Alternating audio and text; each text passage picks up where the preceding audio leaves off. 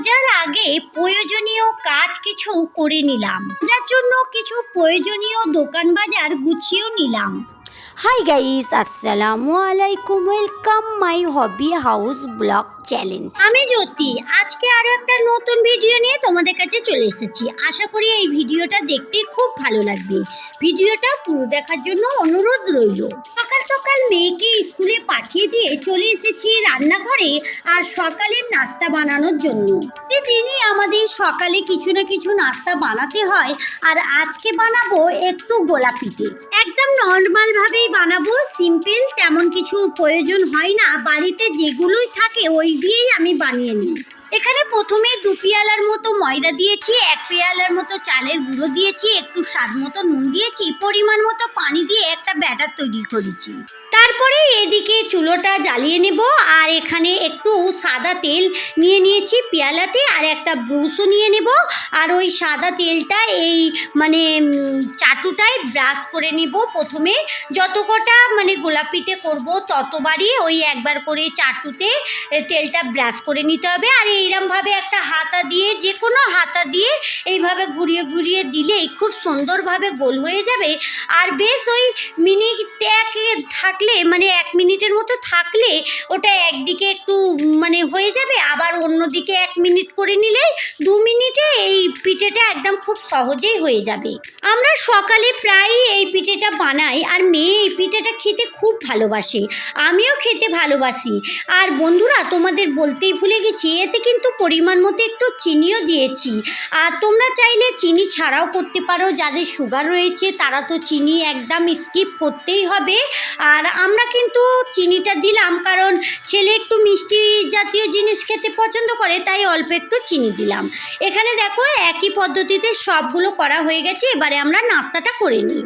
নাস্তাটা করে চলে এসেছি, আর আগের দিনে যে আদা, রসুন আর টমেটো সংরক্ষণ করে রেখেছিলাম ওগুলো কিন্তু বরফ জমে গেছে।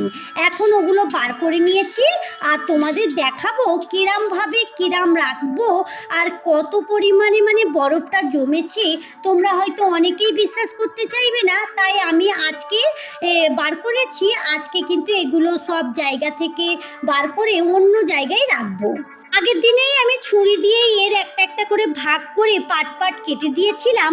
আর তোমরা বুঝতেই পারছো, ডিপ ফ্রিজে রাখার কারণে একটা আরেকটার গায়ে লেগেও গেছে। তার কারণে আমি আরও একবার ওই ছুরি দিয়ে ওই দাগের কাছে একটু চাপ দিলেই ওইগুলো কিন্তু একটা থেকে একটার গা থেকে ছেড়ে যাচ্ছে, আর আলোকও হয়ে যাচ্ছে। বেশ খুব ভালোভাবেই সবগুলো আমি পিস কেটে নিয়েছি। এবারে আমি এরকম একটা কন্টেনারের মধ্যেই এগুলোকে রাখবো। তোমরা চাইলে পলিথিন বা জিপলক ব্যাগেও রাখতে পারো। বিশেষ করে কোনো অনুষ্ঠান বা এই রমজান মাসে এইরকমভাবে এগুলোর প্রিপারেশন করে রাখলে অনেক সুবিধে হয়।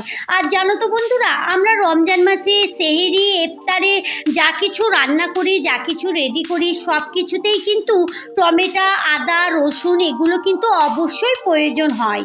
এবারে আর কাঁচা লঙ্কাটা করবো না, কারণ আমার ছাদ বাগানে তো কাঁচা লঙ্কার গাছ রয়েছে, আর অনেক পরিমাণে কাঁচা লঙ্কাও হয়েছে। আর কিন্তু ধনেপাতাটা করব, তোমাদের আর দেখানো হলো না। ধনেপাতাটা আমার করা হয়েও গেছে।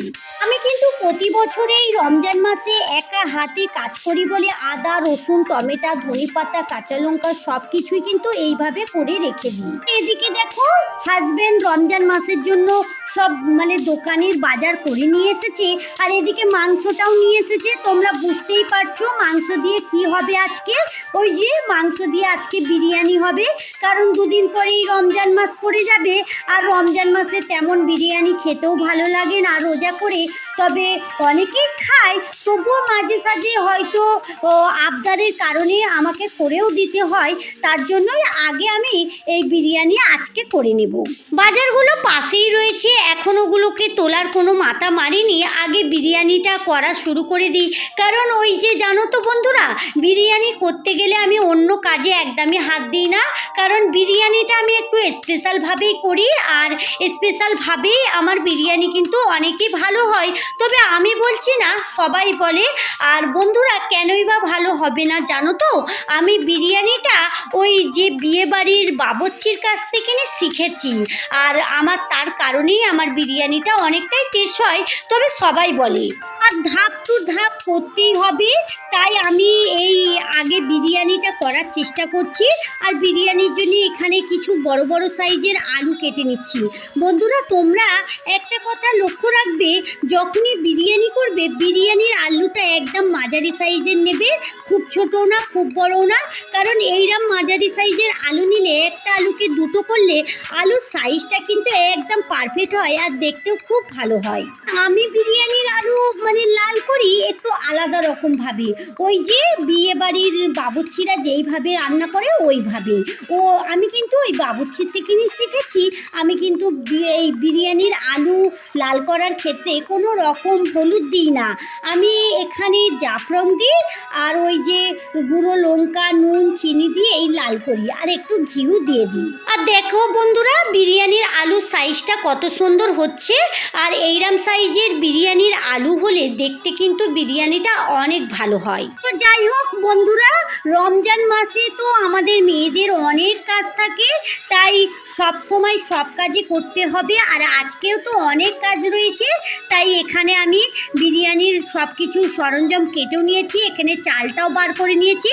চালটা কিন্তু আমি প্রথমে ধুয়ে পানি দিয়ে ভিজু দিয়ে রেখে দেবো 1 ঘন্টার মতো, তাহলে ভাতটা অনেক ঝরঝরে হবে আর ভালোও লাগবে খেতে। আর এদিকে বন্ধুরা, মাংসটা আমি একটু মাখিয়ে রেখে দিচ্ছি, ততক্ষণ মাংসটা মাখানো থাক। আর বিরিয়ানির মাংস কিন্তু মাখিয়ে রাখলে টেস্টটাও অনেক ভালো হবে। তো আমি বিরিয়ানির মাংসতে দিয়ে দিলাম একটু ওই জিরে গুঁড়ো, ধনে গুঁড়ো আর লঙ্কার গুঁড়ো, স্বাদ মতো নুন, আর দিয়ে দিলাম টক দই, আদা রসুন বাটা। ওতে কিন্তু আমি কোনো রকম হলুদ দিইনি। আমি কিন্তু বন্ধুরা বিরিয়ানিতে কোনো রকম হলুদ একদম অ্যাড করি না। এদিকে রমজান মাসের যেগুলো প্রয়োজন সেগুলো এবারে খুলে ওই এক একটা ডিব্বাতে পুরে নিচ্ছি, আর এক একটা ডিব্বাতে এক একটা জিনিস রাখছি। তবে বন্ধুরা, এই যে রমজান মাসের যে বাজারগুলো আজকে করেছে, এগুলো কিন্তু আমার সারা মাস হবে না, মাসের মধ্যে শেষও হয়ে যাবে, আবার আনবে। তবে আমাদের আশেপাশে অনেক দোকান আর আমাদের কাছেই দোকান আছে, আর হাজব্যান্ড যখন সময় পায় তখনই নিয়ে চলে আসে। তবে এখন কমসে কম এগুলো 1 সপ্তাহের মধ্যে 10 দিনের মতো তো হবে, তার জন্যই কিছু এর প্রিপারেশনও রয়েছে, সেগুলো করার জন্যে হাজব্যান্ড আগে কিছু নিয়ে চলে এসেছে। তবে বন্ধুরা, আজকের ভিডিওতে তোমাদের একটা টিপস শেয়ার করছি, তোমরা এই টিপসটা ফলো করবে, তোমাদের কিন্তু রমজান মাসের কাজ অনেক সহজ হয়ে যাবে। দেখো বন্ধুরা, এখানে প্রথমেই আমি বেসনটা ভালো করে ঢেলে নিয়েছি, আর এটা যেটা দিচ্ছি এটা কিন্তু চালের গুঁড়োটাও আমি ঢেলে নিচ্ছি। যত পরিমাণ বেসন দেবে 4 ভাগের 1 ভাগ চালের গুঁড়ো বেসনে অ্যাড করবে। তারপরে এখানে একটু হলুদ গুঁড়ো, একটু লঙ্কার গুঁড়ো, একটু ধনে গুঁড়ো, একটু জিরে গুঁড়ো দিয়ে আর এটাকে খুব ভালো করে মিক্স করে নেবে। আর সামান্য একটু ওই নুনও দিয়ে দেবে, দিয়ে খুব ভালো করে এটাকে মিক্স করে একটা ডিবেতে রেখে দেবে। আর যখন ওই রমজান মাসের চপ, পেঁয়াজি, পকোড়া যা কিছু ভাজা হয়, তখন কিন্তু পরিমাণ মতো নিয়ে ওতে একটু পানি দিয়ে ব্যাটার তৈরি করলেই একদম খুব সহজেই হয়ে যাবে, আর কোনো রকম ঝামেলা হবে না। আমি এইভাবে সব কিছু দিয়ে রেখে দিয়েছি, আর এদিকে চলে এসেছি বিরিয়ানি করার জন্য। আর তোমরা বুঝতেই পারছো অনেকটাই লেট হয়ে গেছে, কারণ সব কিছু কাজ একসঙ্গে করতে গেলে আর একটু তো লেট হবেই। তাই এদিকে প্রথমে পেঁয়াজটা ভেজেও নিয়েছি, পেঁয়াজটা লাল করে নিয়েছি। আর এদিকে জাফরং মাখিয়ে আমি আলুটা প্রথমে পুরো মাখিয়ে নিয়েছি, তারপরে ঘিয়ের উপরে আলুটা দিয়ে একটু গুঁড়ো লঙ্কা, একটু নুন, একটু চিনি দিয়ে খুব ভালো করে ভাজবো। আর বন্ধুরা, আলুর কালারটা কিন্তু অনেক সুন্দর হবে। তো যাই হোক, সব কিছু আজকে ডিটেল দেখাতে পাচ্ছি না, অন্য ভিডিওয় তোমাদের অনেকবারই বিরিয়ানি রান্না করা দেখিয়েছি।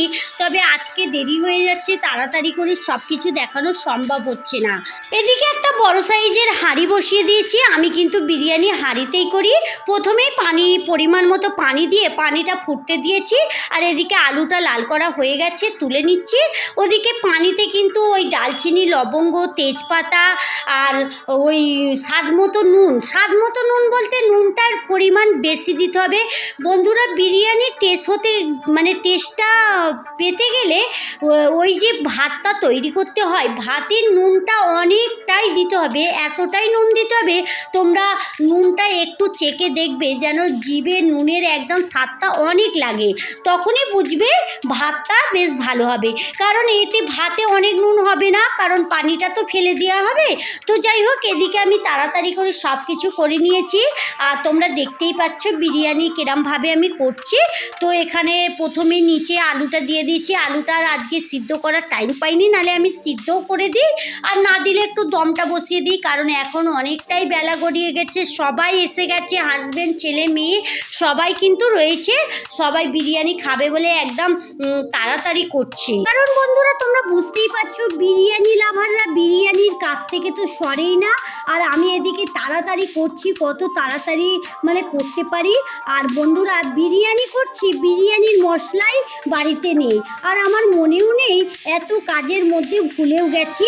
তো যাই হোক, এখানে সাজাবার মধ্যে দিয়ে বিরিয়ানির মশলা কিনতে দিয়ে দিচ্ছি। ওই যে বললাম আমাদের আশেপাশে অনেক দোকান আছে, তো বিরিয়ানির মশলাটা নিয়ে চলেও এসেছি, আমি এখানে বিরিয়ানিটা বসিয়েও দিয়েছি, দমটা হয়েও গেছে। তো যাই হোক বন্ধুরা, যেরম পরিমাণে আমি বিরিয়ানি করি ওইভাবেই বিরিয়ানিটা করে নিয়েছি, আর এখানে ছেলে মেয়ে হাজব্যান্ড টেবিলে বসেও গিয়েছে। এবারে আমি বিরিয়ানিটা তাড়াতাড়ি করে খুশিয়ে দিচ্ছি ওদেরকে দেব বলে, অনেকটাই বেলা হয়ে গেছে, ওরা সবাই খাবে বলে বসেও রয়েছে। যাই হোক, বিরিয়ানিটা সবাইকে দিয়েও দিই, আর ওদিকে ছেলে একটু কোল্ড ড্রিঙ্কসও নিয়ে এসেছে, ওই লিমকা।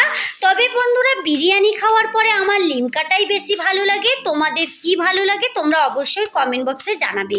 তো এখানে বিরিয়ানিটা একটা জায়গাতে খসিয়ে নিয়েছি, তারপরে সবাইয়ের বাসনে প্লেটে সবাইকে একটু একটু করে দিয়ে দিচ্ছি।